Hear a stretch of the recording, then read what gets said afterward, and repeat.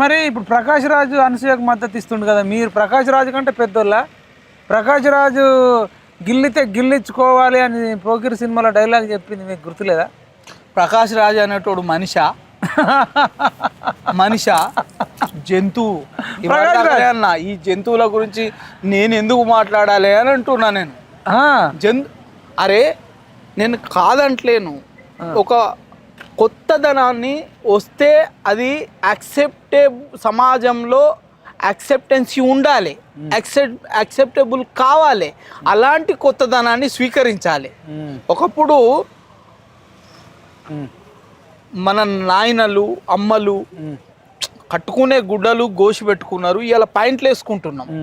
అయినా ఇది గౌరవప్రదంగా ఒళ్ళుని కప్పుతుంది. ఆనాడు కప్పింది, కొంత నవీకరణ జరిగిన దీన్ని యాక్సెప్ట్ చేస్తారు. అయినా మీకేం రోగము, మీకేం పోయే కాలము?